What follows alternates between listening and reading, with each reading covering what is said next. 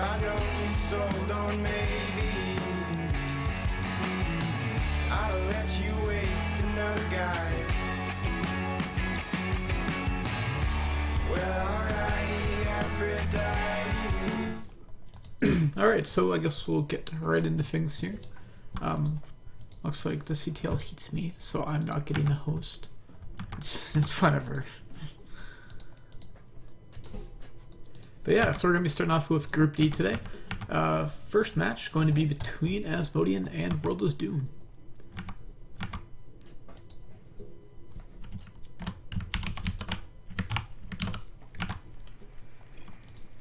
Alright. Okay, looks like everything's all set up.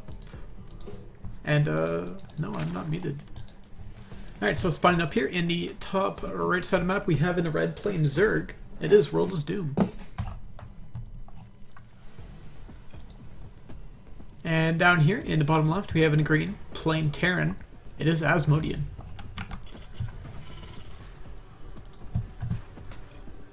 Going for that gas first and that TVZ. So hopefully we do see something cheesy out of Asmodean.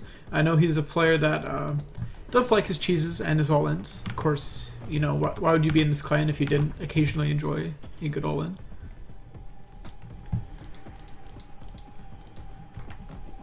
And I don't really know as much about Doom's TVZ, or ZVT, sorry,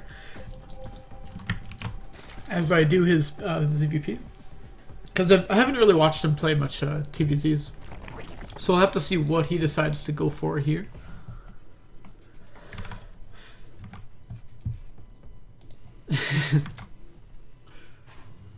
I keep expecting like the people talking in game, like them talking in game. I assume that's like Twitch chat.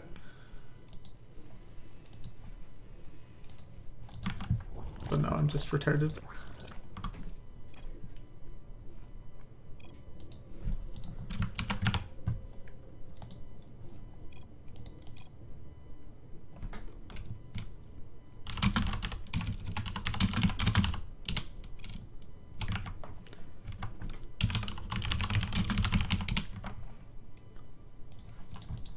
Alright, so it looks like Ace not really going for anything too crazy just yet.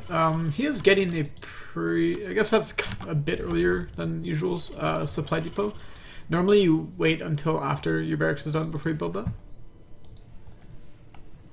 Or, well, I guess like not until it's done, but normally you wait a bit later. Or am I stupid? Probably. Alright, so yeah, he's walling in pretty early, and that second gas is very, very early. So we definitely could see some sort of mech play here, or some sort of really aggressive, I don't know, like double starboard opening. I don't know, because he has a lot of gas banked up.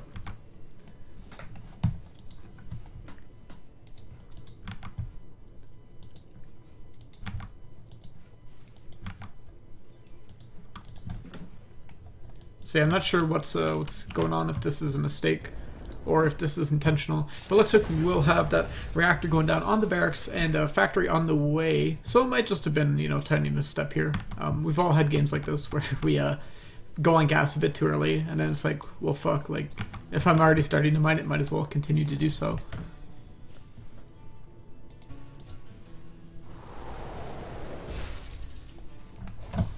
And it is going to be a quick 3cc play. So pretty common with this Hellion opener that we are probably going to see here. The Hellions are pretty good in the matchup now because you don't really see Roaches and Ravagers that often anymore. So you don't really have to worry about stuff like, you know, getting busted off of a couple bases by the Zerg player. Since just Roaches aren't common. Even though like there's always the possibility, they're just like, it's just worth the risk in my opinion to go for Hellions. And use it to defend your 3CCs. And we will see that World is Doom will skip this. He is getting a starport and a tech lab on the barracks, so probably will be going into Banshees.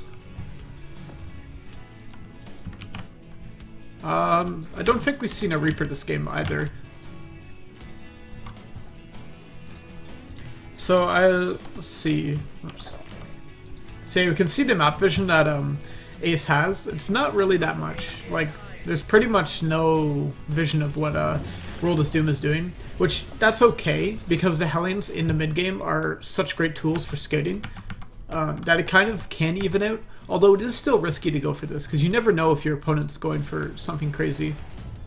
And it looks like he's actually not going for Banshee. He's going for Raven behind us, and he will be going for Mech as we do see the barracks lifted off. Obviously, you know, we wouldn't see that happening unless he was going for Mech.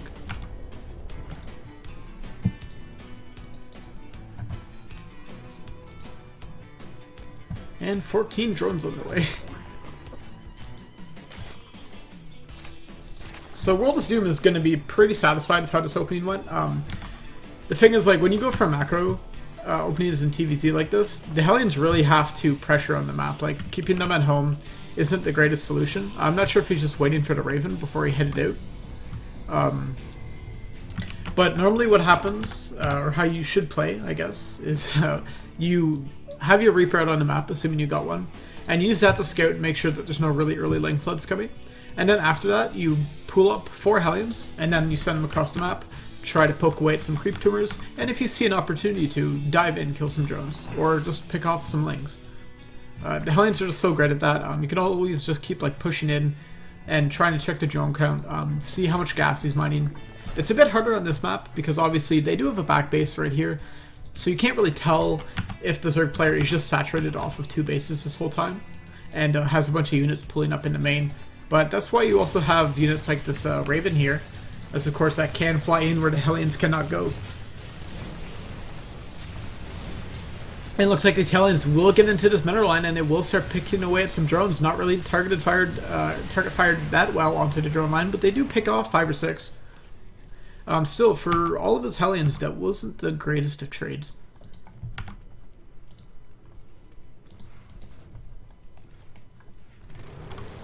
And he will continue to be building these Hellions, and he's actually just going for a lot of starports here.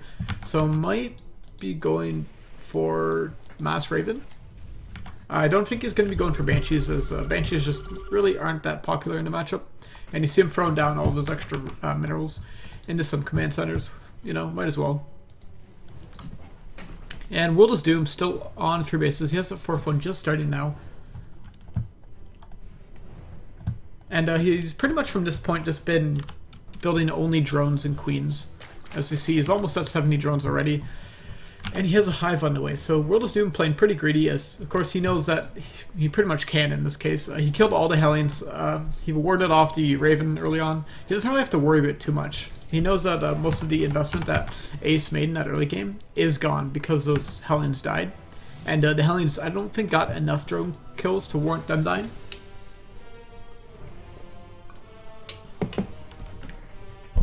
And now we can see the power of the Zerg macro, where if left alone, you can get to 80 drones very, very quickly.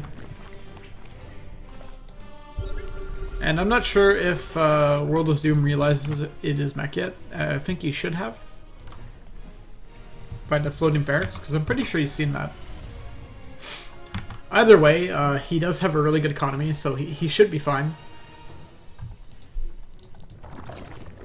And he's going into Spire, he has an infestation pit, so he can build Swarm Hosts, he can eventually build either Mutas or Broodlords if he so chooses to. And he just has some units out on the map, patrolling. And he has really good map vision too, so he's not going to be hit by anything too unexpected.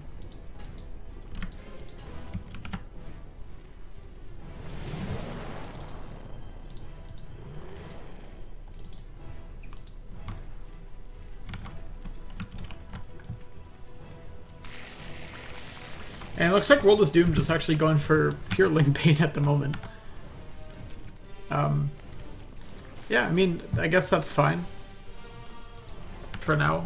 He does have like the economy that he can play with an inefficient army comp, and like Lings and Banes, they're not like completely horrible versus mech. You know, like you can still trade if the Banelings get good connects, and if you have enough of them.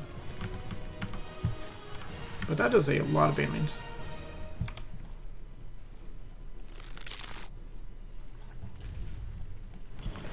Of course, Banelings can't connect on Ravens.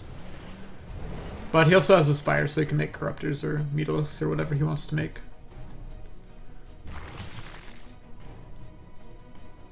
That actually like hurts my eyes to look at that. Oh.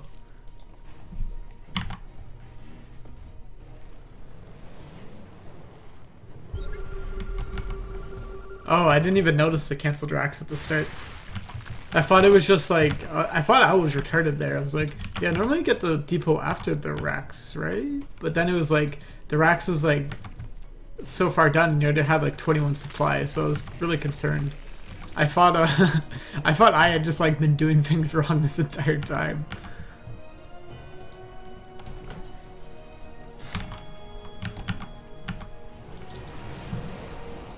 Alright, so Ace has a decent amount of Hellions and tanks out. He doesn't really have anything beyond this. As we see, he doesn't really have that many upgrades. He has +1 armor and weapon started here for his factory units, but it's a pretty far ways away, and it is pretty late into the game.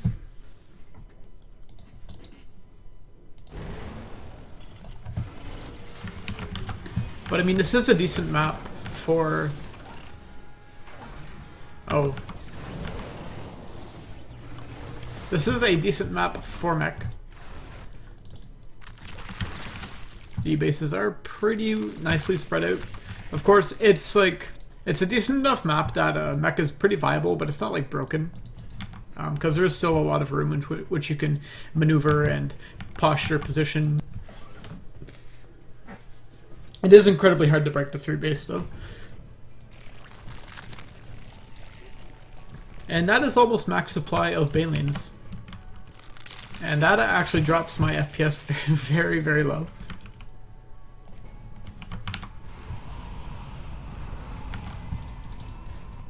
We finally see some Raven upgrades here on the way.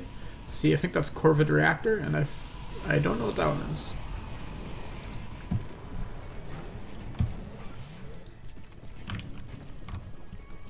Yeah, I got like 30 FPS looking at that. Holy shit. Banelings are ruining my computer.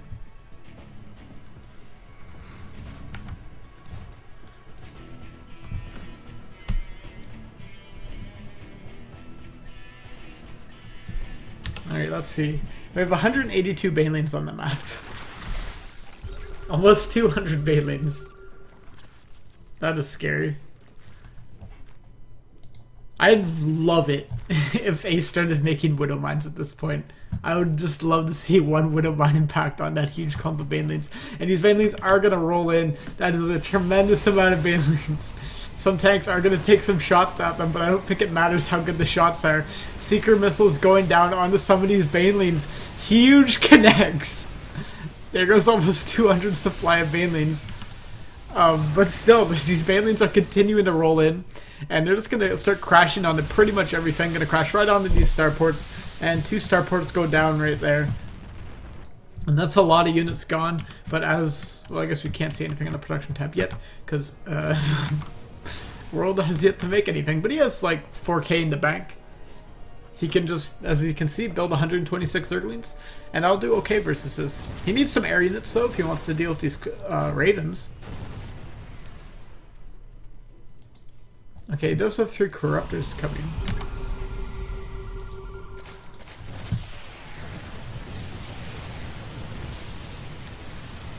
And finally we have Ace pushing up on the creep here. He's going to kill this base. But this base wasn't really that important for World of Zoom.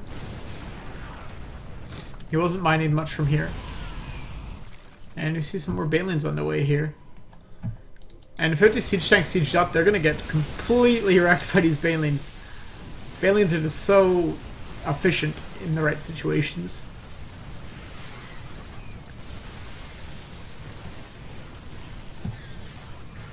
And meanwhile, we do see a bunch of Blanks here countering attacking. I didn't even notice.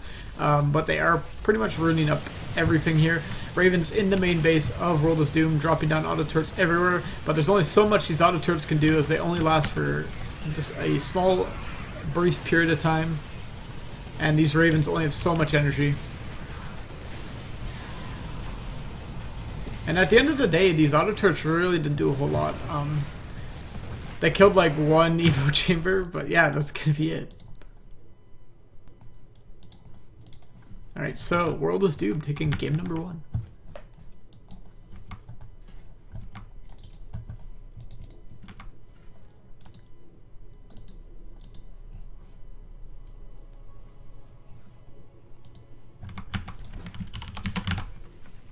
Alright.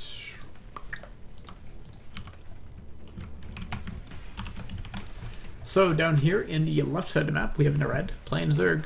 It is World is Doom. And up here in the top side of the map, we have in the green playing Terran. It is Asmodean. Probably just be referring to him as Ace, because that's a lot easier to say very quickly than Asmodean. So, yeah, this isn't a great map if you're trying to play mech. So maybe we'll see some bio this time out of Ace.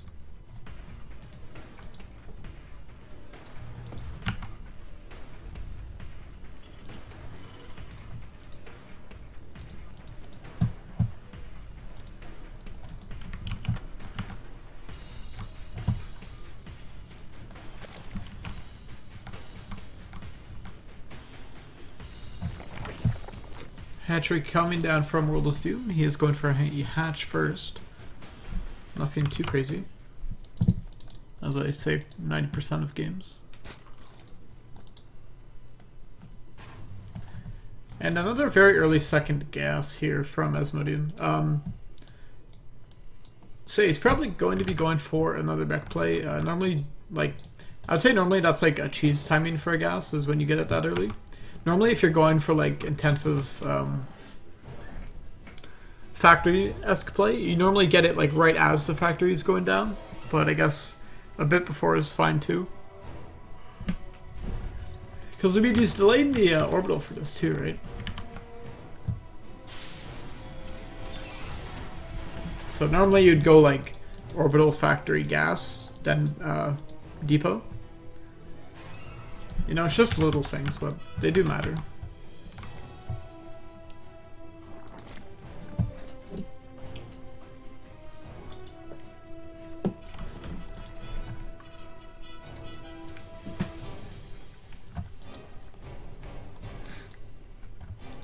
Alright, so what's the plan now? Okay, so this looks like it's going to be a 2-port play. And this is going to be off of one base.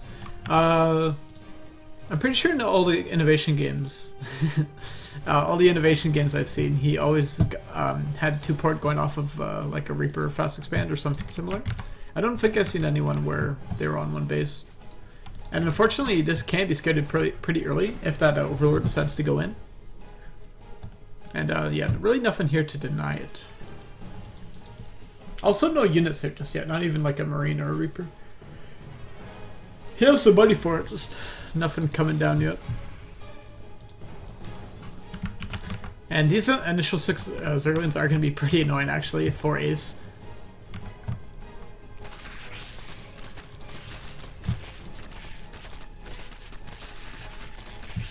Okay, so finally Marine is started, same with a Hellion. And will we see some Banshees coming out of these starports, or will it be Ravens? I think Banshees are a better choice.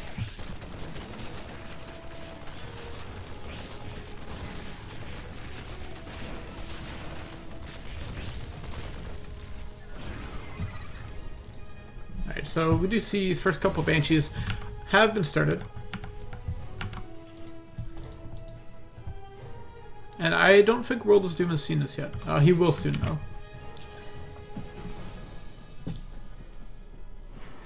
And the response for this is pretty simple. You know, you just put down some spores, get a couple more queens. And you probably will see some spores going down soon. Yeah, that one's ready and waiting, I can tell.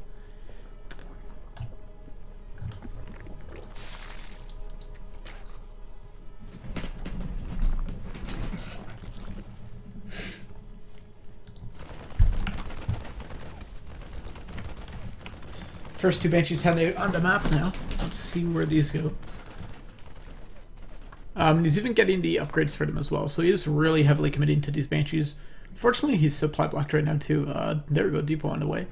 Luckily, those other 2 Banshees will get out and then he will be unsupply blocked by that time probably, or at least close to.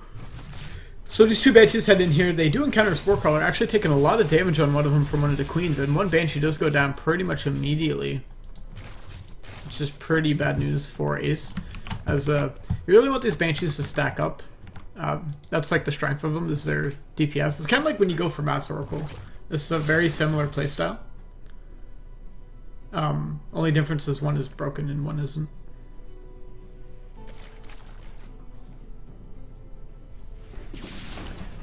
First drone killed the game. And this Banshee is very, very low. He doesn't even have Cloak yet, so he is in a pretty dire spot. A couple Banshees can beat a couple Queens, although with nice targeting, those the Queens can make themselves cost efficient versus these Banshees. And that is a lot of Queens. And again, losing more and more Banshees. So just not having a great time with this. And we even have some Balins going to bust down the wall, actually connecting right on top of these Hellions. They are so low. Now some Lings are going to run up the ramp too. Surround goes down on these Hellions, and these Lings are going to get into the middle line. And that's going to be a quick 2-0 here from Worldless Doom.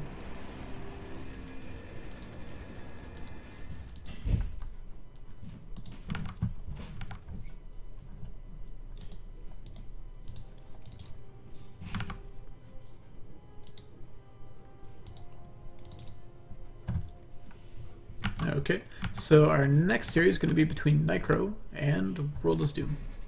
Nicro is playing random in this tournament, so we'll see what he lands with each game. Alright, so spawning down here in the bottom right side of the map, we have in the green playing Zerg, and his Worldless Doom. And up here in the top left, rolling as Terra in this game, it is Nicro.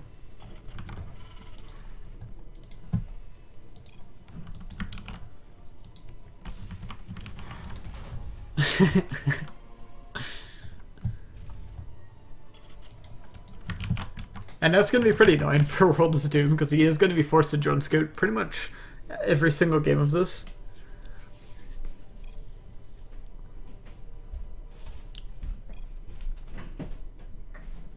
And Nicro already pulling out the mind games, lying to his opponent.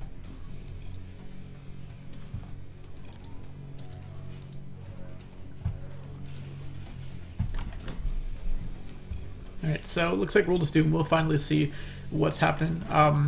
Worldless Doom's kind of lucky. He went for this hatch first, but if he was playing against a Zerg, that could have been pretty disastrous. So Worldless Doom taking a pretty calculated risk there. And it's going to pay off in the end.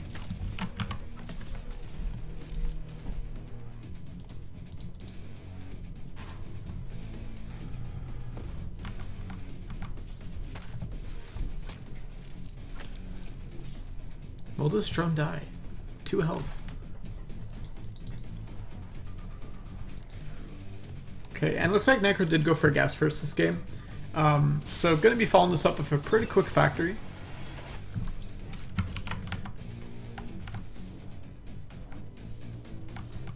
But he will be going... I don't know what the hell he's doing. Okay. So there he is going for that command center and then factory. Probably followed after that at around 150 gas if he's going to be going for that Hellion style in this TVZ.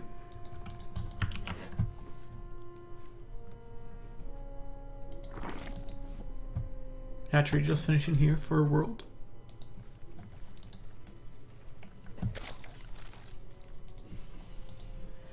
And we see that reactor following that, following the Reaper, so it probably will be Hellions there.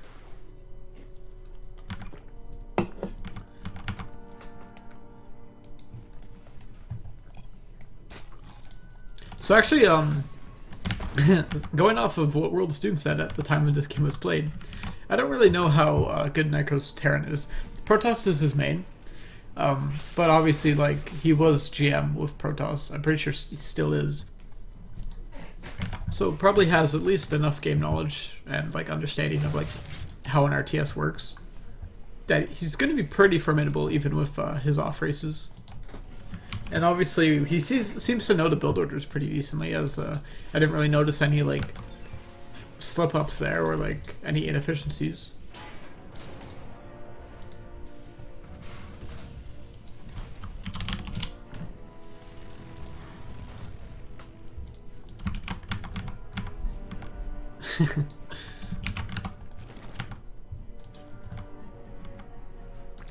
Alright, so Fid base has gone down here for World is Doom. Necro's Reaper still out on the map, and it will have a couple Hellions following him up, and he even has that pretty cool Hellion skin. I think that's the one in the war chest, right? Alright, so, yeah, he's just gonna keep poking and prodding here.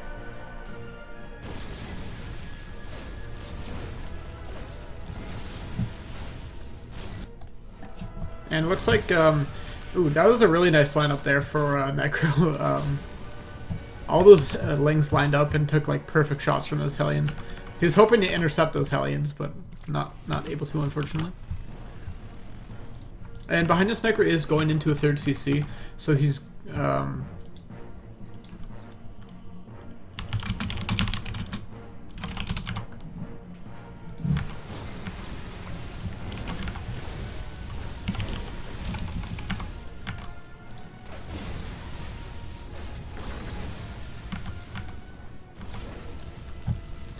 these Hellions actually doing quite a lot of damage to that hatchery. It's down to like 1000 HP.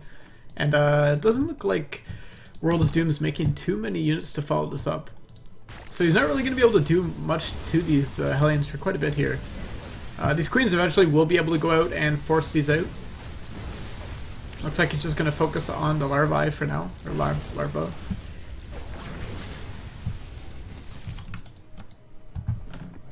Yeah, that's pretty decent. It's going to take the hatchery a while to regen all that HP. Can make a later push a lot better.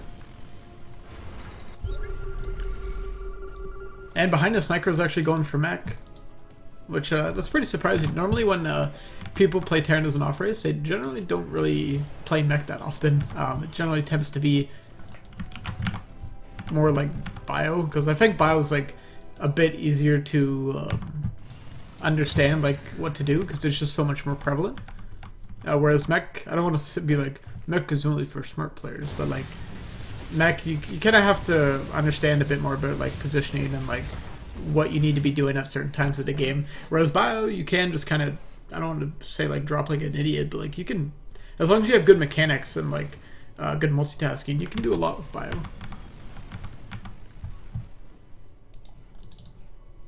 Right, and we see the first amount of units out here for World is Doom.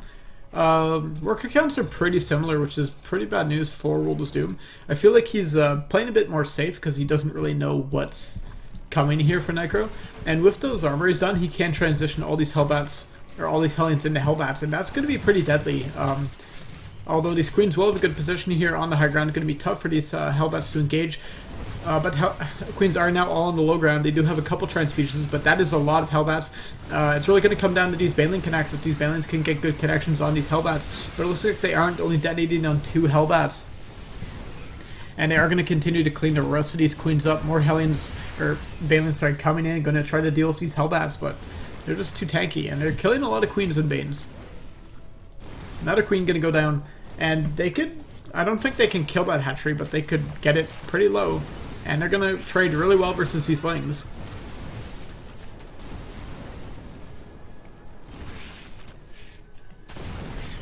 Yeah, like that's a hell of a lot of damage done. And like at this point in time, I don't think Necro really cares too much about his Hellions. Like he's going to continue building them back at home, and they're just some mineral dumps, so it's not too big a deal.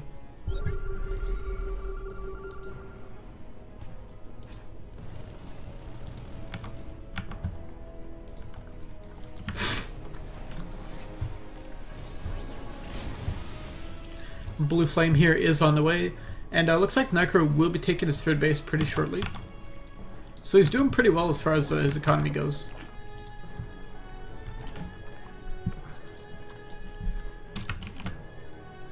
And Lings and Queens just aren't going to be able to do it versus like a significant amount of Hellions. Like, this in a bio game when the Terran player opens for like 6 to 8 Hellions, it's normally fine to just rely on only Lings and only Queens to deal with that. But the thing is, like, with a mech player that's constantly producing Hellions, they can transition into Hellbats, and they will do a lot of damage if they attack, like we've seen happen to World is Doom. So we do have some Roaches out now. Roaches are a lot more tanky. Are able to deal with Hellions a lot better, as long as you have them in the right spot. And it looks like we have Swarm Host here on the production tab. That's going to be the choice of response here for World of Doom.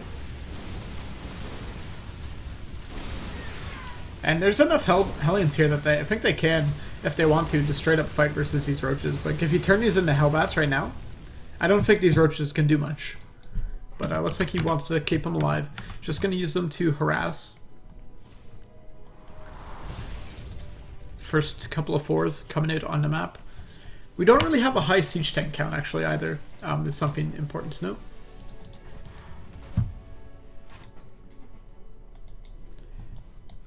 Even though Nicro has been able to produce a decent amount of units, most of it lies in Hellions and Hellbats. And these 4s as well. He just doesn't have a high siege tank count up, so a dedicated counterattack from some Roaches is going to be pretty deadly.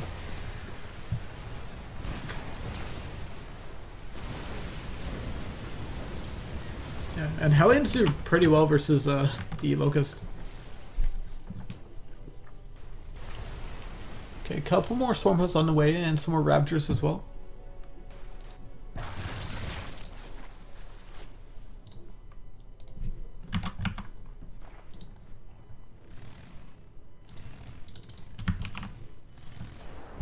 Alright, so this is going to be pretty technical here because there's only a couple siege tanks, so he really has to use those to anchor his push well. These Hellbats and Hellions these 4s actually getting cut out. Ravager Bile's not connecting onto anything, but pretty bad engagement here overall from World of Doom. These Storm Hosts really just not getting the damage done that they needed to, getting taken out pretty quickly. A couple 4s will go down, but most of the siege tanks are kept alive, and you do have some more 4s following this up. Even catching out some of these Hydras and Ravagers here. But still, at the end of the day, just not enough tanks really to force this back. One Storm Host getting picked off there, but he's burning through Hellions very quickly. He just doesn't have enough to continue to follow this up. I feel like this push was a bit ill-timed, and this is kind of what I meant about mech isn't as like intuitive as Bio is for players that play it as their off race. This is kind of a bad timing for Nicro to push at, and he didn't have enough units with to push either, so he lost quite a lot.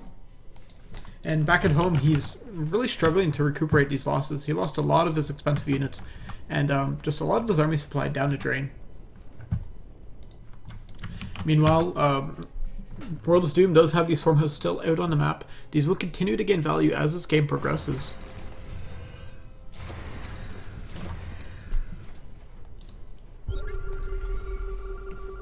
And Nicro really just been bringing out lots and lots of Hellions and tanks, trying to get as many units out as he can to deal with what he believed to be a counterattack, but it looks like it's just going to be some pressuring. I don't think this is all out from World of Doom in any sense. But still, a lot of damage getting done by these Locusts. That CC actually not lifted, going to die pretty quickly. One Hellbat, Swarm Host, getting cut out. But these Roaches and Hydras at the front door are starting to pick away at a lot of these depots, a lot of damage being done. A lot of SCVs have went down too, and these Hydras and Roaches aren't done just yet. They're going to trade pretty efficiently versus these Hellions, and I think this could be the beginning of the end here for Nicro, and yeah, he sees it too, and GG is called. World of Doom going to take game number 1.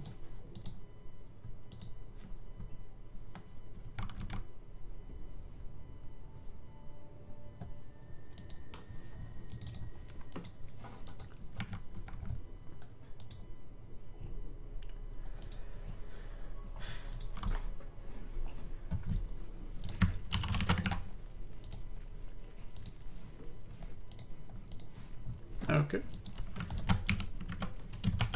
So down here in the bottom left, we have it spawning in the green as Zerg. It is World of Doom. And we have up here in the top right, rolling as Protoss. It is Nicro. So it looks like Nicro will be rolling as Protoss this time. He is pretty good as Protoss. Obviously, that's his main race. So I think this game is going to be considerably harder for World of Doom, but still doable. Like,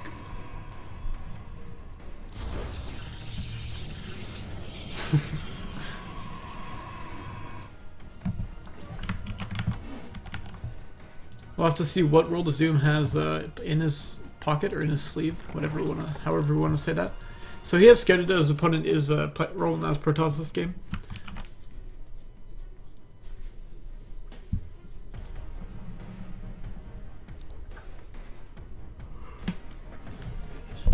And I also don't know what Nicro has in his has planned for this as well.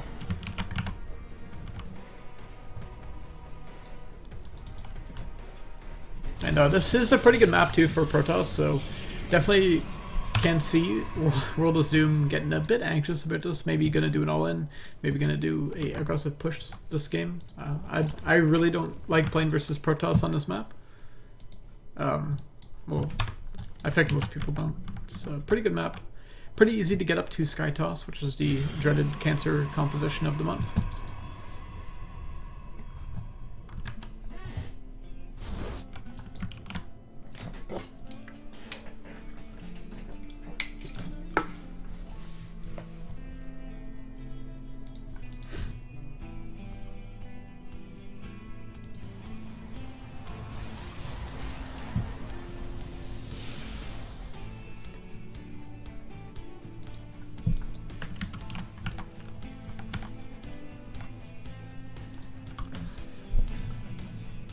Alright, so nothing too crazy coming out yet, as... God, I really gotta find other ways to say that. Okay, so Twilight Council on the way. So, not sure what we're gonna see from Nicro, as this is one of the first games I've casted of Nicro's.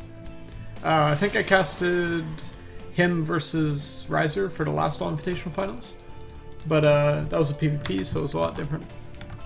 This is the first CVP of his that I've casted, so I don't know what builds, what styles he likes.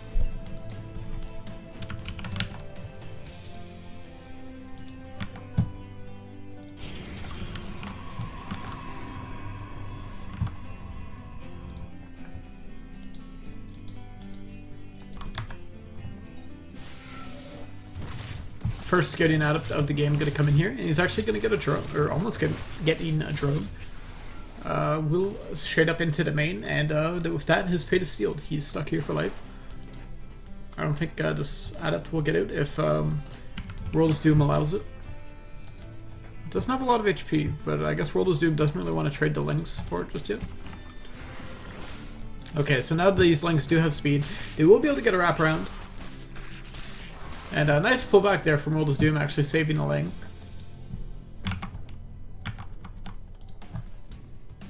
And meanwhile, let's see what Nicro is up to. So it looks like Nicro will be going for that DT drop build that we do see so often.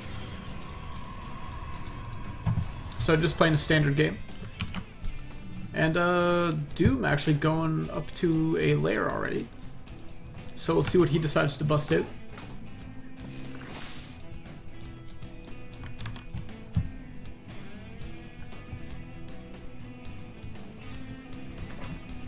And World of Doom has a complete vision of this. Don't actually... Yeah, we don't have like any units on the map here for Nicro, except for this one adept. So he's really been skimping in on the military units so far. Oh, and he's actually following this up with charge as well.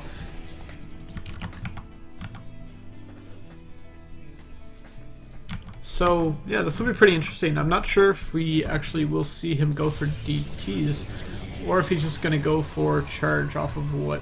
Or charge what build off of what looks like DT harass. Okay, there we go. So he's going for the DTs. I mean, he did build the thing. I think that was kind of stupid of me to say, actually, now that I think about it.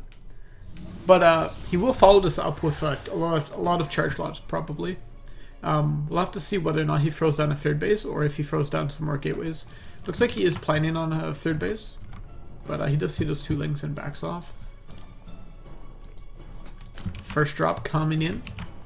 And we do have some detection just being started now at the natural, but that's going to get taken out pretty quickly.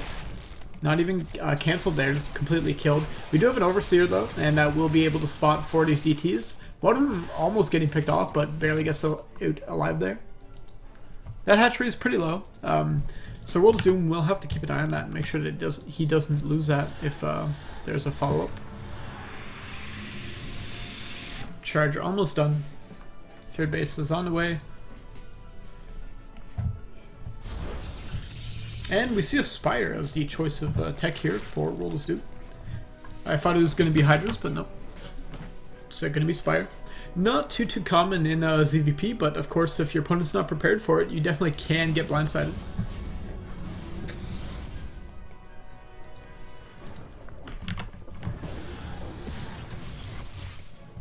And a couple Overlords, or not Overlords, sorry, Archons are here, picking away at that Overlord.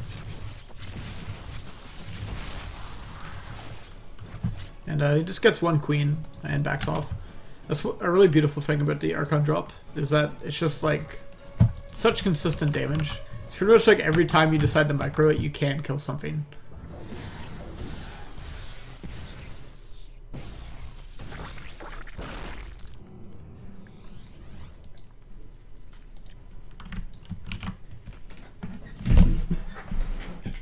And we have a Twilight Council following this up. I think he is expecting Hydras, because he might have seen the layer, I'm not sure.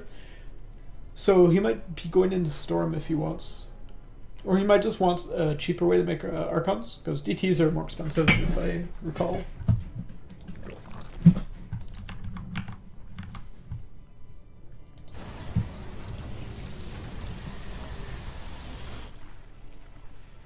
Alright, so I'm also interested to see whether or not World of Doom decides to pool his Mutalisks, or if he decides to just send them out as soon as he can.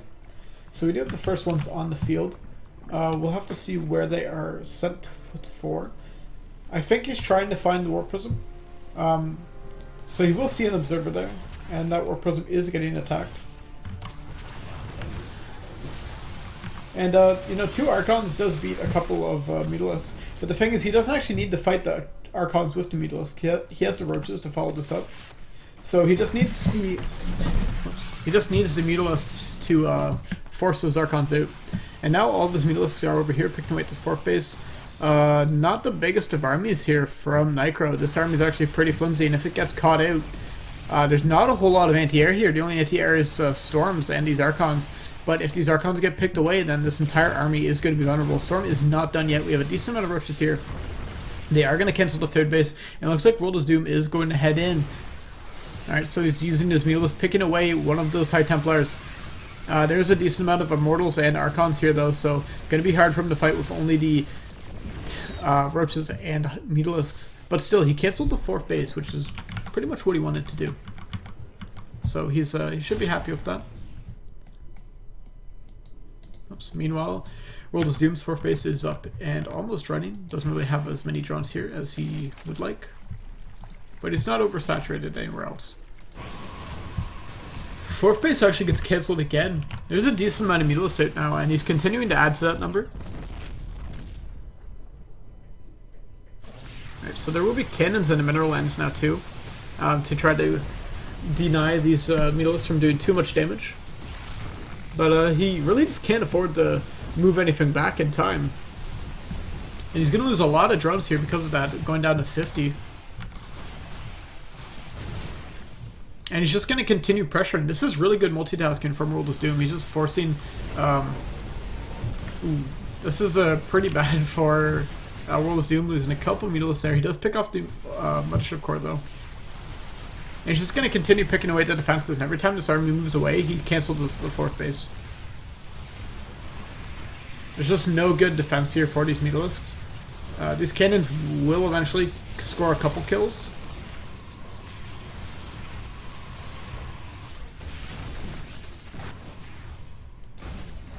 Alright, that is a lot of Immortals and Archons, though.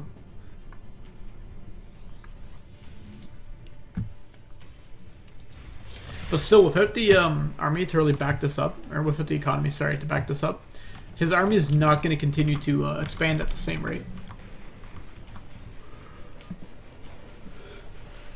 Whereas World of Doom is a pretty good economy. He has upgrades flowing, he's progressing down the tech tree because he can afford to, and he's almost maxed out even. Whereas Necro is on a pretty low economy. Almost down to 30 workers here, losing a couple more at this natural base. Neil's going to keep flying in, picking away at these pylons. Going to unpower a bunch of cannons and a robo there. Another cannon going down. And Nitro just really can't afford to keep replacing all these units. He can't afford to replace all of these probes that have gone down. He's down to 25 probes already.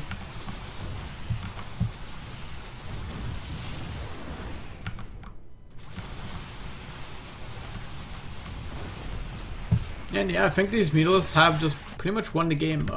Necro's army's in the middle of the map, and there's not much he can do. He can't base trade because he's too far out, and there's way too many Mutalisks on the field for the base trade to be efficient. Archon getting picked off there at the natural. So many of these buildings are going down, and even though this army is pretty strong looking, I don't feel he can win the game with it. These Mutalisks can just keep flying around, picking off buildings wherever they so choose to.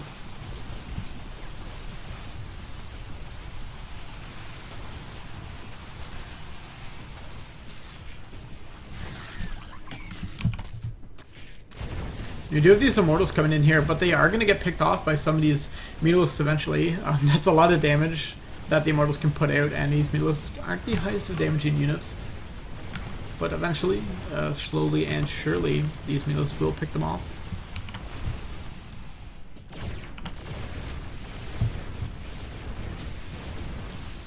Spire does go down, which is kind of nice. That means no more Mutalisks. But still, there's a lot on the field. We're at 32 right now. And they do have +1 as well. And there's not great upgrades on these Archons. They only have +1. Of course, Archons are really good, and like as you can see, they ruin everything.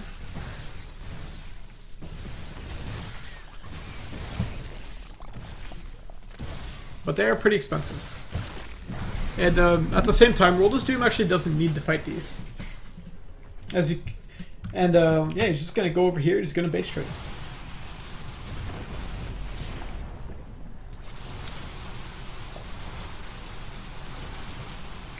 You can see the decision making here for World of Doom. It's a lot better than I think most people might expect from like a base trade scenario. You can see World of Doom kind of thinking like, okay, what do I need to kill first? He's picking away at all the buildings. You notice he went for the Templar Archives, sorry, first off, because he knows that Archons are his biggest threat at the moment. So he needs to kill those, or kill his opponent's ability to make those. We have one probe on the map. It has placed down a single pylon, and he's going to run away to another corner of the map and try to place down another one, or maybe an assimilator somewhere. I don't know which has more help. An assimilator actually does, so that's interesting.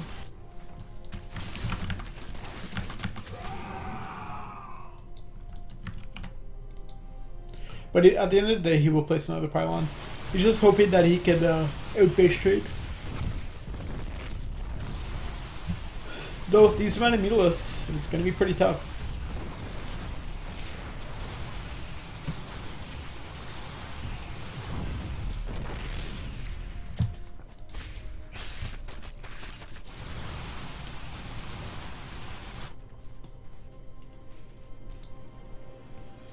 These drones even going to start picking away at the buildings. Not a lot of buildings left. There's 2 pylons on the map, I believe, and that's it. That drone actually actually got killed. This hatchery will go down. And yeah, World of Doom actually knocked Necro out of that game. Like, he killed all the buildings, so it kicked him out.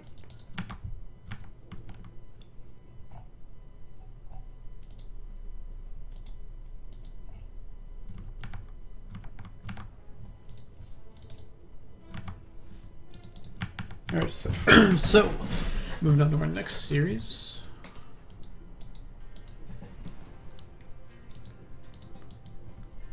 It's going to be between World of Doom and Chobo. Chobo and new player to All-In.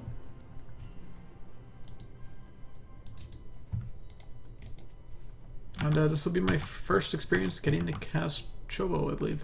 I'm not sure if I casted any of his qualifier games. Oops. Right. Yeah, I don't think I did. But anyways. So, spawning up here in the top left side of the map, we have in the green, it is World of Doom. And down here in the bottom right side of the map, we have in the pink, it is Chobo. So Chobo is a Diamond Terran, I believe. Not sure which division of diamond he's in.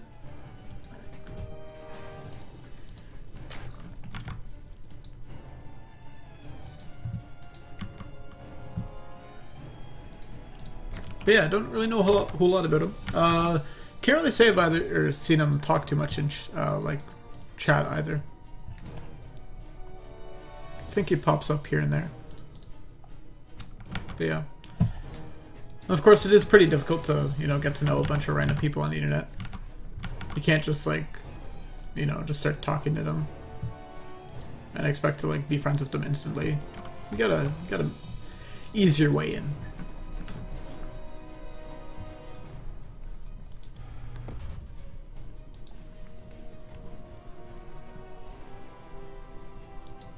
Okay, and I believe this was a gas first, or no, this was Rax gas. My bad. So he is going for the actual good build of Rax gas into a Reaper expand. I really don't like when people go gas first into a Reaper expand. I feel like there's no point getting to factory that early.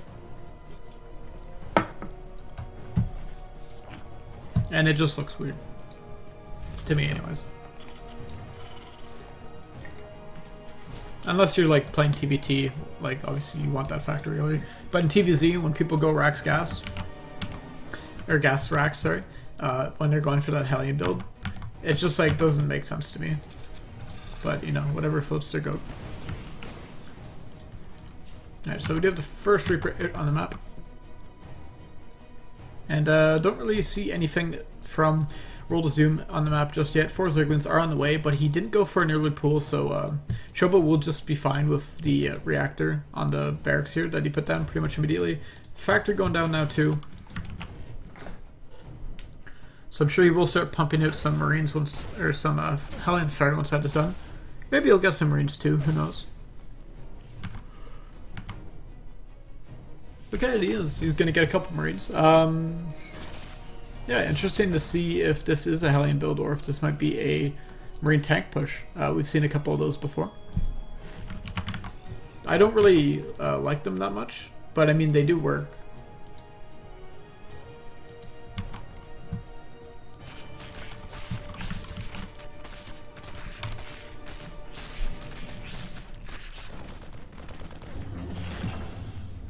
Alright, so it looks like it will be Hellions this time, not going to be any sort of tank push. And, come on, build some. No starport yet either.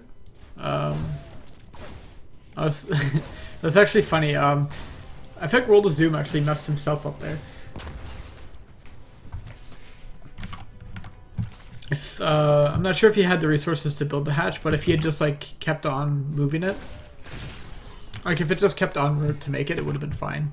But because he like moved it back because it took damage, he didn't. It wasn't fast enough. Or it wasn't fast enough. Sorry, to make it there. All right, and interestingly, from Chobo, we only see 2 Hellions. So I guess he just wants to be a bit defensive of this, as he does have a 3rd CC going down, and some more barracks coming up immediately behind us. No starport in sight though.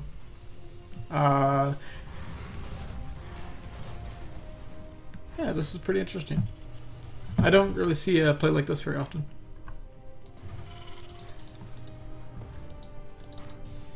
And we see 2 eBays come down at the front.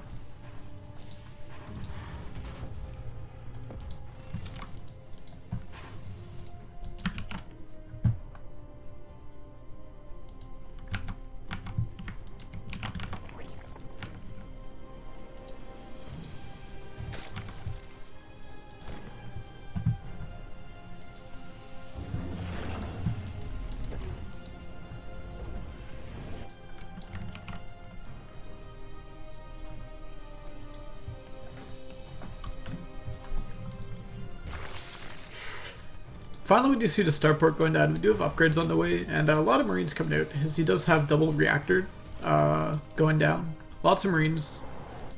His combat shields are going to be a bit later because of this, though. +1 upgrades on the way. So just kind of a standard macro game going through here. Not sure how much I like this, though. He doesn't really get a whole lot of damage done across the map. And I feel like if you go for more Hellions, it's just better, because like you don't really need the minerals that much, and you can get your macro flowing and your upgrades going a lot quicker, while at the same time making sure that you're not stuck behind the Zerg. I feel like if you're only going to go for 2 Hellions, like what's the point, right? This is a bit too passive an opening for my taste. These 3 Marines trying to get lucky and pick off an Overlord. They are going to go down. Scan goes down, sees the 3rd base. Not a whole lot of saturation there, as we do see a pretty quick Spire. Some drones could be transferred.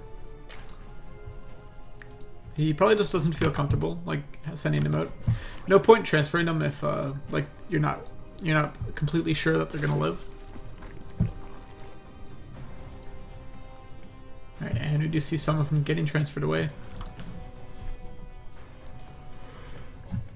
And yeah, it looks like Chobo kind of read that a bit wrong. As you've seen, it wasn't that the space wasn't saturated, it's just that the drones were at a different base. Like, he had built the drones. But now Chobo, seeing no saturation, thought to himself, okay, there's, you know, a push coming. But there actually is none. And he built 3 bunkers. I mean, he will salvage those all pretty quickly. And it's not the biggest of commitments, but still. You know, that's money that he's not going to get back. Plus 2 upgrades on the way. Siege tanks in production as well, which of course, as we all know, Hydrolink Bane is the flavor of the month. But it's not going to be that this game. Instead, we see our Zerg player here opting to go for a Mutalisk. Or going for some Mutalisks, not a Mutalisk. Probably not. This medevac drops these Marines out in the main. They did cancel that 4th base, which is a pretty nice pick-off. Not really gonna get the most damage done just yet. You do see some Hellions trying to run by into this 3rd base location, but not really targeted on any drones in particular, so not gonna kill any. And Chobo's just kind of being annoying for this medevac.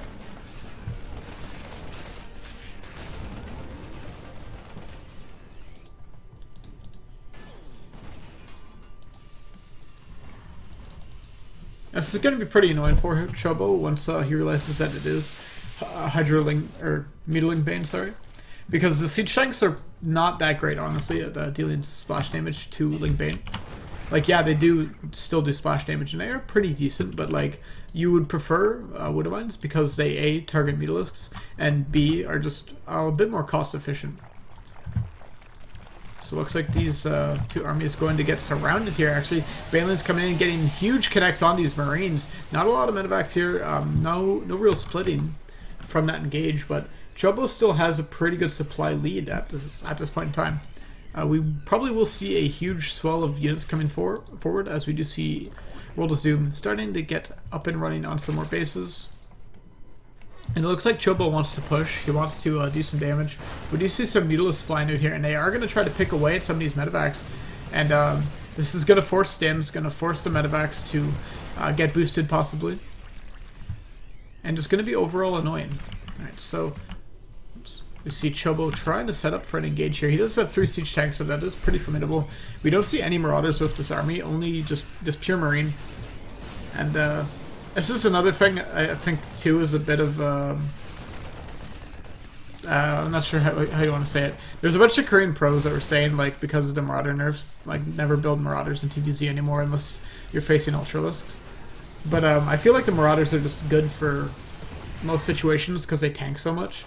And 2 of these tanks getting picked off pretty much immediately, so there goes a lot of Chobo splash damage. And it's going to be pretty hard for him to deal with these huge amount of Banelings. We do see some splits going down here.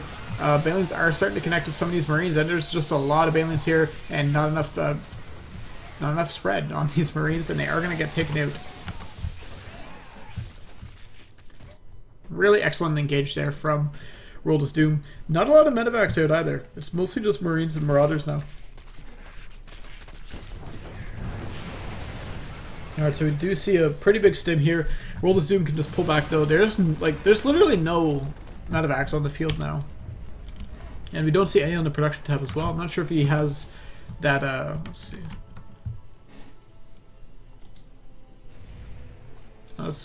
This is one of the weirdest hockey setups I think I've seen. I don't really see people putting the factory and the starport on different hotkeys. Normally if you're kind of just learning hotkeys, oops, you generally tend to put everything separately, and then eventually you'll put all your production hotkeys on one hotkey, right? But he has his factory and his starport on singular hotkeys, while all of his barracks and his ebays are on the same one. Which is kind of weird. Personally, I don't even hotkey my ebays. I find it's just like better to put them in range of one of your camera locations. Yeah, these mules are out on the field, and if no widow mine production, that means that he really has no fear of any hidden traps, any, you know, hidden things on the ground, and the huge engage coming down there. A lot of Chobo's forces getting caught out on this creep here by the Lings and Banes, and with no medevac support, these units, every stun they take means that's permanent damage, and they can't regen that. Yeah, really odd loss here of Chobo forgetting to make medevacs. I think that's such an important part of this game. Oh, there we go, some more medevacs have been boosted, but I think that was a bit too late. He needed these medevacs a lot earlier. He's lost a lot of his SCVs at this point, and he hasn't really gotten any of World of Doom's drones. At the same time, over here, we do have these units trying to take out the space, but they will get cleaned up by these Lings. Lings are going to run in and finish all these Marines off. And yeah, if Chobo had kept his units alive, he'd be in a really good spot right now. Because as you can see, he will have 3-3, and look, 64 SCVs died. It's crazy. Because he's going to have 3-3 to 1-1, so his units would have been so much more efficient. Chobo was doing a really good job. Like he had a really good macro going. I think he understood kind of what he needed to do, but just the execution of it not all there. And of course, the siege tanks versus the mutalisks, not the greatest of things to do. And yeah, as you can see, like these Marines are trading hella well because they're on 3-3 to +1, like. But the thing is, they don't have enough medevacs to continue to heal for them. Yeah, they're gonna shred through infinite Lings, but they eventually will die.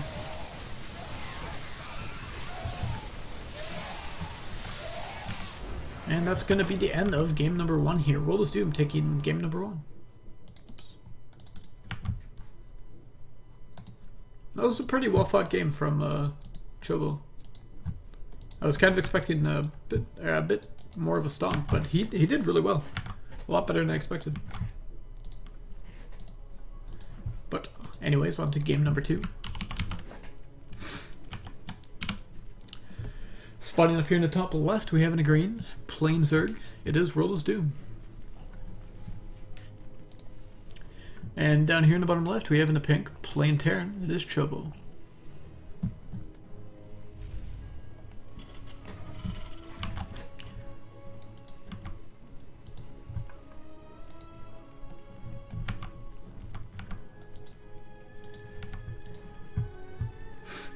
So pretty excited to see what Chobo decides to show us this game. Chobo is the newcomer here, and you know, he has a lot to prove.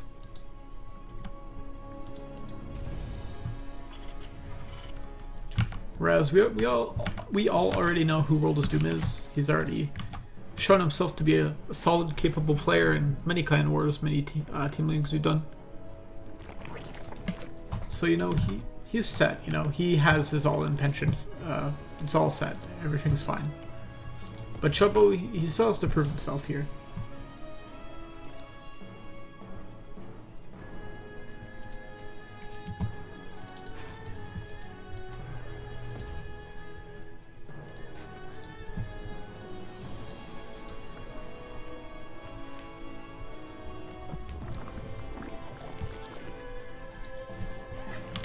And it looks like a similar build from last game. As we see Chobo going for that Rax gas. And into a Reaper expand. So Chobo, another cookie cutter Terran, does the same kind of macro builds over and over. We'll see if he goes for the same build. I'm not a big fan of what he did last game with only getting 2 Hellions. I think that's kind of inefficient. And plus it doesn't put any pressure on the Zerg at all. Because like the thing is, like, you can build the Hellions, you don't have to suicide them. Like, you know, you can just keep them around and trade with the Lings. or pick off creep tumors here and there. You don't have to, you know, dive in and kill 20 drones. Doesn't work that way. As long as you keep them alive and put on some pressure, maybe force the Zerg to build a bit more queens than they wanted, or a bit more Zerglings. Like, that's perfectly fine. You don't, you know, you don't need to get damage done.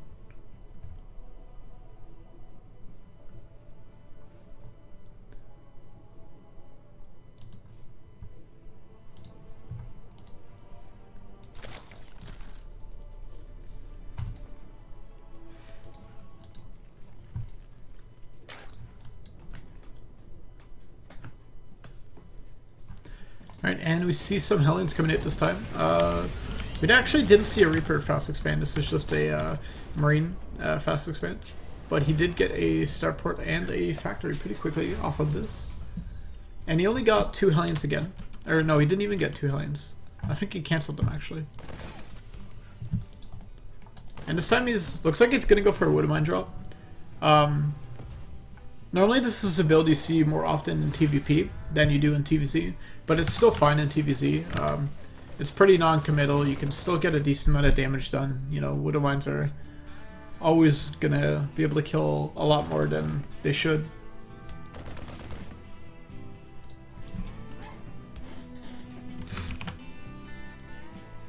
But this is another like cookie cutter Terran opening where like you don't commit to too much, which I personally I'm not a fan of. I like going all in or going super greedy. But you know, it's his game to play. And he actually will switch off again and is getting some more Hellions. That's odd. Those Zerglings actually force these units to unload here. So this is going to be pretty annoying. Those units could have been on their way across the map, but the fact that the Zerglings were there, he had to drop them out. Drop them out.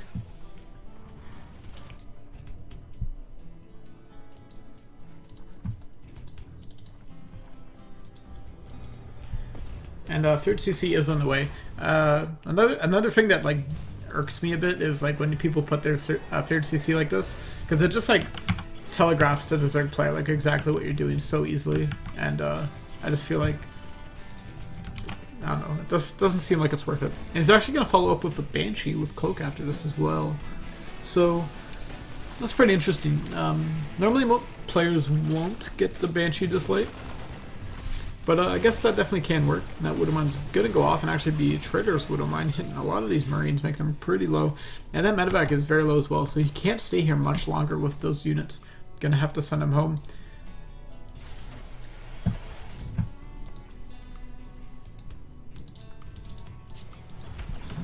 Okay, so first Banshee of the game is out. And Cloak is almost done for it. And I don't think World is Doom seen the starport building or the Cloak researching. So it means he's not going to know about this Banshee. And I don't think he's prepared for it particularly well either. He has one Spore in the main.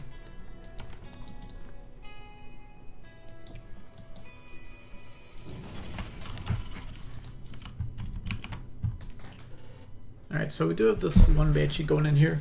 I don't know. I can't imagine this getting too many kills. Especially since it was A moved here. I guess this is fine to pick off a couple Balins here and there. He's not really controlling it all too aggressively. He definitely could have gotten in there and killed like 4 or 5 drones if he wanted to, but kind of wasted his time a bit. Maybe he's just back at home making sure he's macroing. Or actually at the same time he has some Hellions coming in here for a big run by. 8 drones going down. And I think that Banshee did get cleaned up, same with those Hellions. And for 8 drones, like yeah, 8 drones is decent, but I don't think that's necessarily worth the investment. That Widow Mine actually not getting broed there either. Trouble is multitasking and failing him a bit there. But he does have a third CC up and running. He is constantly making workers, so he should be able to just continue to advance into his later stages of the game here. It's not the biggest deal. Yeah, Doom does suck.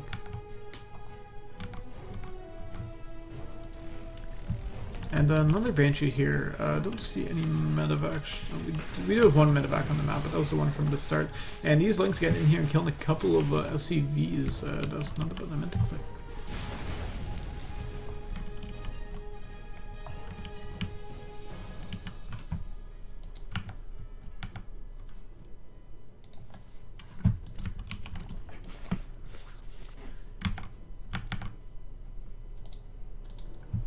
Alright.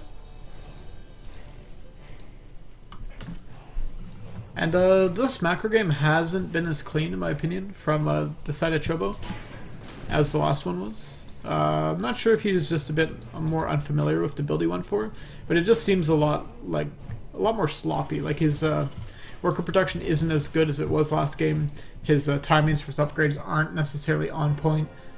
And he is getting supply blocked here and there. I thought his macro last game was a lot better. Maybe he just found it a bit demotivating and, you know, maybe a bit tilted this game, which is understandable. But still, he's doing well. He has a decent economy behind him. And he has a decent amount of units out on the field with good upgrades. He's going to have +1/+1 very shortly, but that's a lot of Zerg on the map.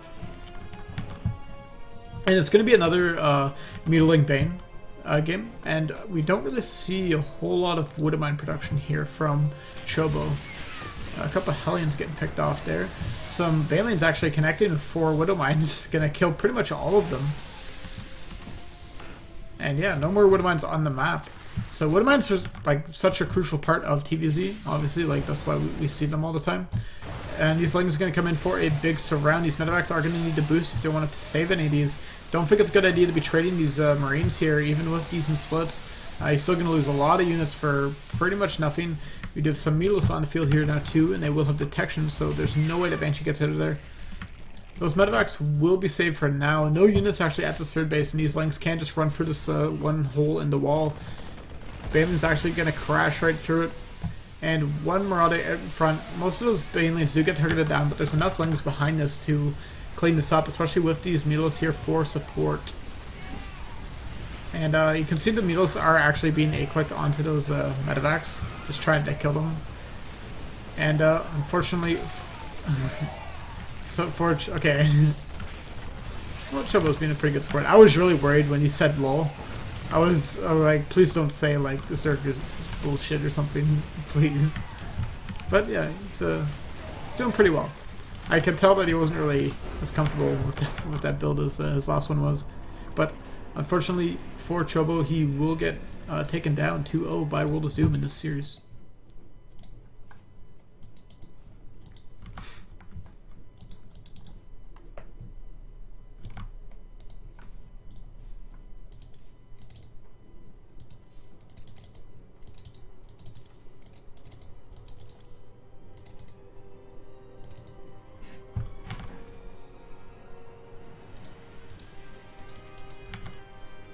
Okay, so there was 2 walkovers in this group. Between looks like Chobo got walked over by Asmodean and Nicro. So that's the only game of his we're gonna see. So we're gonna be going on to our last best of 3 of the night. That's gonna be between our 2 players here. Asmodean spawning down in the bottom right, and up in the top left we have rolling as Zerg. It is our random player Nicro. Well, he's a random player for the sake of this tournament. He's not normally a random player.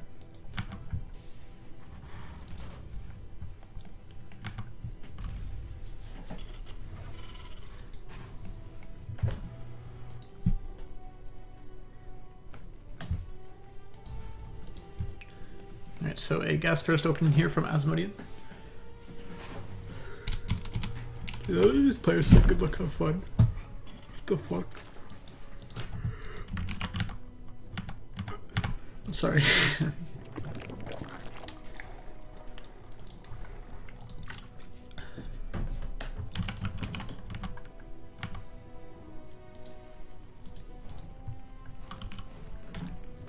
So, Hatch first coming out here for Nicro. This is the first time I've seen Nicro roll as Zerg in this tournament, so we'll get to see how that goes.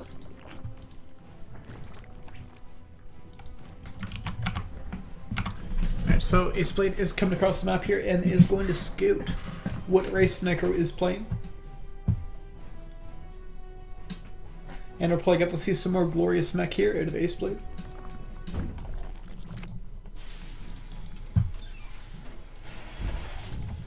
And Reaper Fast Expand looks to be the name of the game.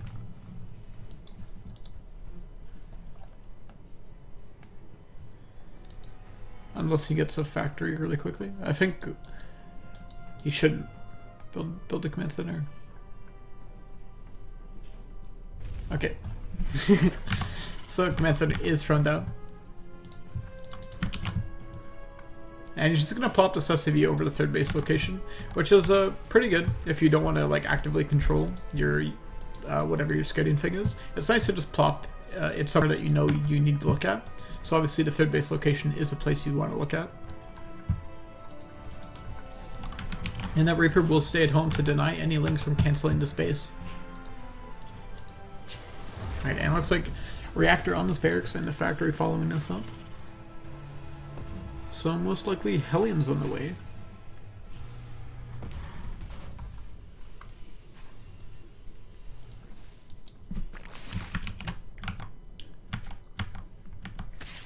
One Zerlin is going to be sent to clean up this SCV and free up this third base location.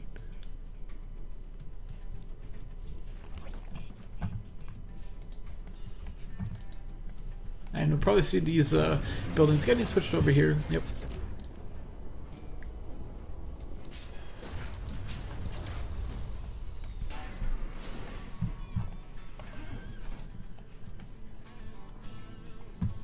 Alright.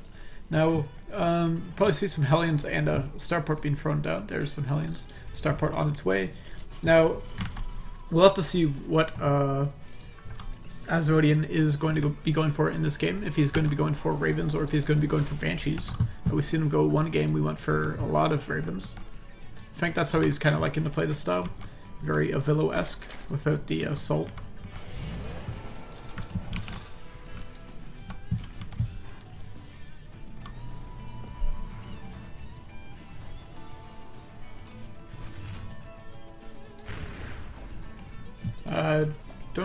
I think that was the Reaper that just died.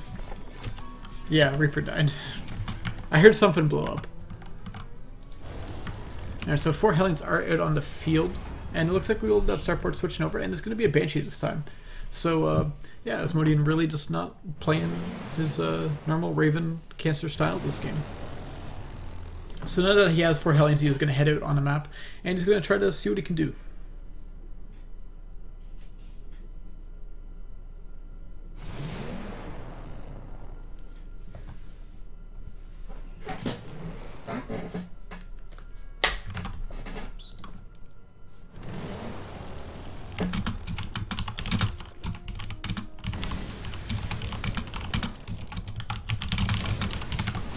Alright, so these Hellions are actually getting some damage done. Killing a couple of drones here and there. There's not a whole lot of units, and if all these drones stacking up, they can get quite a few kills. Nice job with these lines, or lineups, whatever you want to call them. Unfortunately not targeted on those drones. Could have gotten a couple more, but still, decent amount of drone kills for those initial 4 Hellions.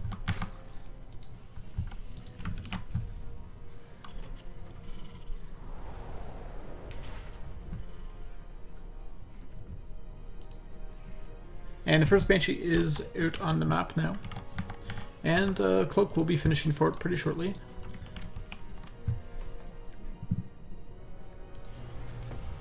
Okay. Third base has already finished here for Asmodean. And he is going to be going in for a mech build. Build a couple more starports and one more factory. And Nycro has full vision of this, which is kind of unfortunate.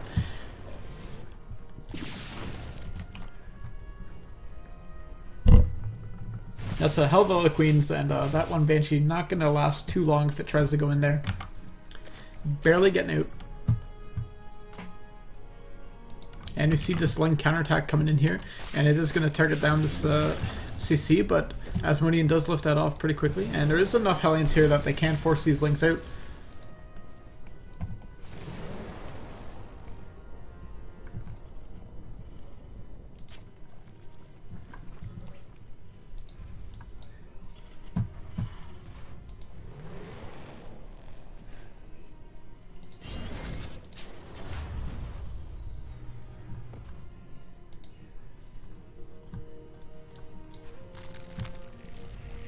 here's something morphine.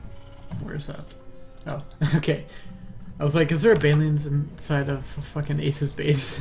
That sucked. But yeah, Overseer will get morphed, and you will see what's up. Now Ace is playing a pretty unusual style of mech where you get so many starports. So we're probably going to see him massing Ravens from this point. And then he's going to build a couple siege tanks and some Hellbats to kind of deal with units on the ground. This is a very gas intensive style, but very supply efficient if you can get max. Because, fun fact, Ravens only cost like 1 supply. I think. Or maybe they nerfed that, I can't remember. I'm gonna have to go Google that now. Raven SC2.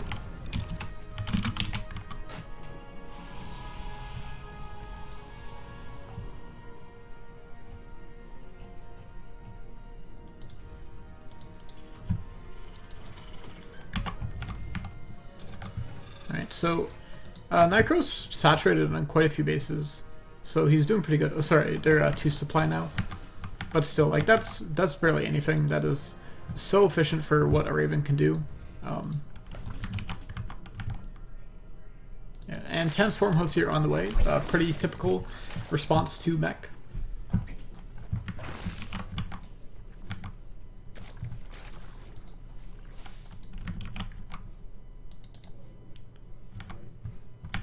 And unfortunately for Ace, he doesn't really have a whole lot of tanks. He only has 1 at the moment, second one on the way. So yeah, he's gonna take a lot of damage from these Swarm Hosts because there's no like AoE to really deal with them. And even though Hellions are okay versus them, he doesn't have Blue Flame either, which is another big issue. Because Hellions can deal with these Swarm Hosts okay if they have Blue Flame and can get good lineups on them. But they just still don't trade the best versus Swarm Hosts, is I guess what I mean to say. Yeah, I feel like this is kind of an ill-fated push out here. He has a couple Banshees, a couple Ravens, and some Hellbats, and he's heading out on the creep. Luckily, these Ravens will allow him to clear up all this creep for free. Seeker Missile actually trying to go off on some of these Ravens, or sorry, Swarm Hosts, but not going down, unfortunately. Queen's coming in now for the flank. Swarm Host coming down here, and I don't think any of these Arians are going to make it out of here because of these Queens. All the Banshees getting cleaned up, and unfortunately not really paying attention to these Ravens. Looks like some of them might go down. Right, so Ravens just barely escaped, but all the Hellions and Hellbats went down. Luckily, for Ace, like, gas is what he needs. He doesn't really care as much about minerals. As you can see, he has a shit ton of it. I'd really love to see him throw down some more production facilities. Maybe like get 2 or 3 more factories producing Hellions.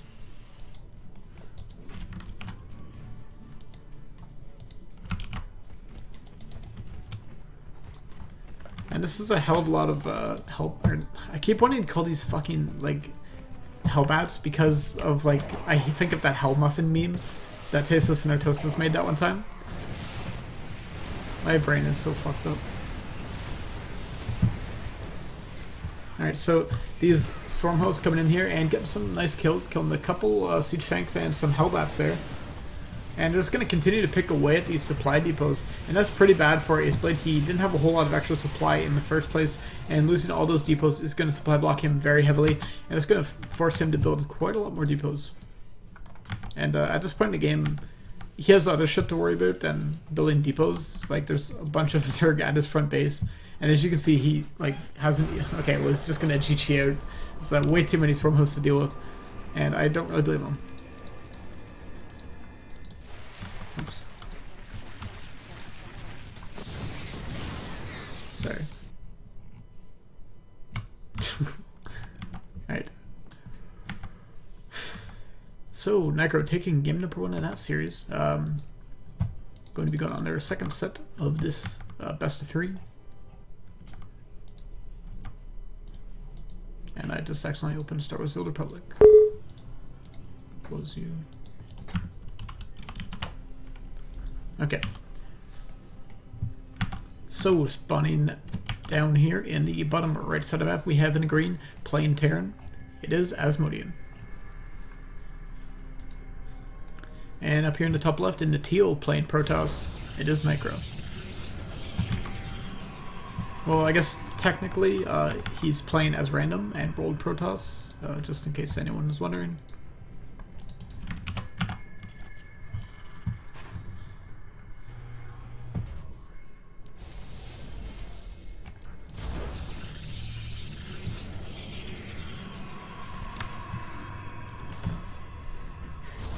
Alright, so yeah, I hope we see some mech versus Protoss in this game. I'd really love it if Asmodean blessed us with some good old mech versus Protoss. Of course, mech is just not as common versus Protoss. It's just a lot harder because Protoss units just fucking kill everything. Doesn't even matter what they build. Unless you want to be like, I don't know, play like a Villo and just wait like 40 minutes.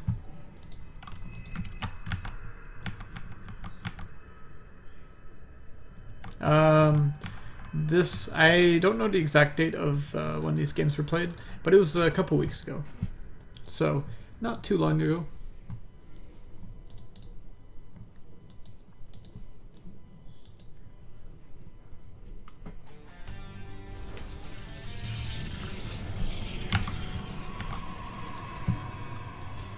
Alright, so looks like Ace will be able to scout Necro's base, see that he is playing as Protoss this game, and also just kind of get a read on what's up. You should know that this was a pretty standard build. No proxies this game, or yet. This probe could always be up to something.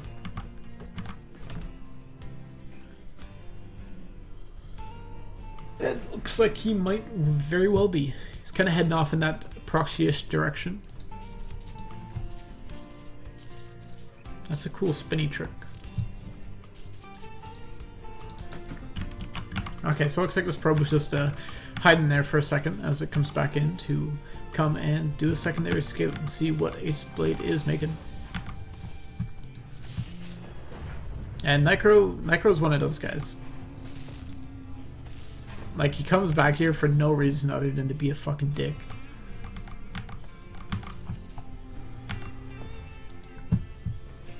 What a guy. Shake my head. And it looks like he will be going for Blink this game. That's pretty uncommon. I cannot remember the last time I seen Blink in a PvT game, but, you know, go for it.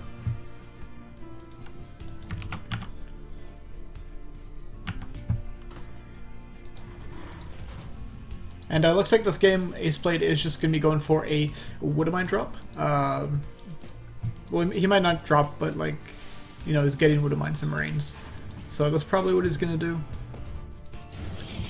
But he could also keep those at home and defend if he'd like, and get up a 3rd CC maybe. That Adept will start pressuring here, get a couple SCV kills. There is enough Marines now that will force that Adept to go home, or at least, you know, not be here.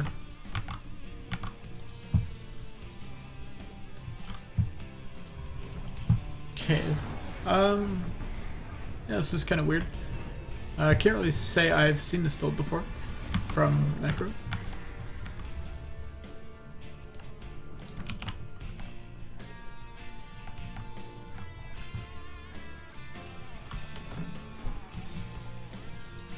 And we actually have a siege tank coming out here for Ace Blade, which is pretty good news for him if this is a Blink all-in. I'm not convinced that it is, because he doesn't really have that many gateways, and he's getting the 3rd base. So he might just be getting like defensive Blink to deal with any sort of drops, or anything that, you know, stupid that might end up costing him the game.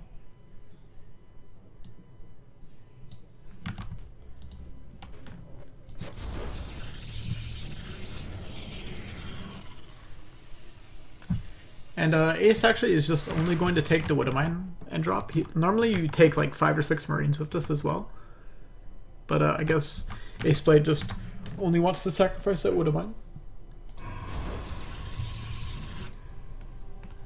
And now Blink is finished, but we actually don't have any Stalkers on the field. So it'll be a while before Ace notices that. 2 overcharges go off, and that Woodamine does get killed, same with that Medevac. So this didn't really accomplish a whole lot, and in the meantime Necro has this 3rd base coming up, and it will be finished pretty shortly. Meanwhile, we don't see a third base from Ace Blade yet. And a lot more gateways coming up here. But that's a pretty standard amount to have off of 3 base. Maybe this isn't actually. I feel like this is... Those 2 gateways are a bit much. So this might be a 3 base Blink Stalker all in, or at least pressure, whatever you want to call it. But there's a couple tanks and some Liberators, so if Nyker goes and attacks the wrong place, he definitely can't get forced back. But still, he has a 3rd base off of this, so he's not committed to ending the game here if he decides to go for it. Alright, and it looks like Aceblade will be the one who is doing the aggression here, as he does have some SCVs and some tanks with their Marine buddies heading across the map here. Probably going to build some bunkers near this 3rd base location, assuming they don't get cut out on the map. And these Stalkers are here, and with some nice Blink Micro, they can get out of here while taking no damage. Alright.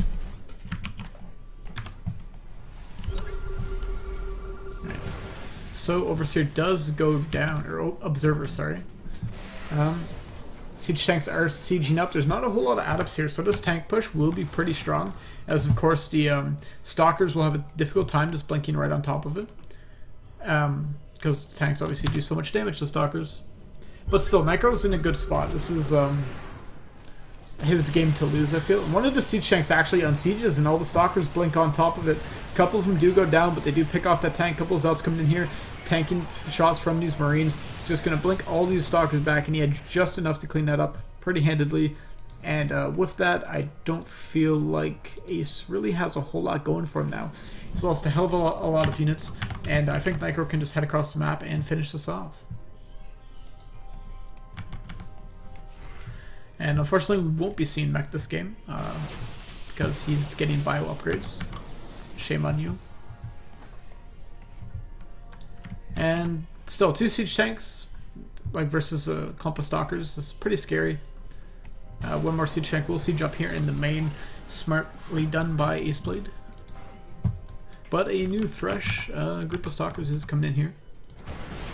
Alright, so it looks like Nycro is going to blink right on top onto the high ground here. All the rest of the siege tanks are on the low ground, and now that Nycro is on the production, it's going to be so difficult for Asmodean to start producing anything. And it's going to be so hard to reposition these tanks too. This definitely could be it. And I think this is the end of the game here. Not much Ace can do about this.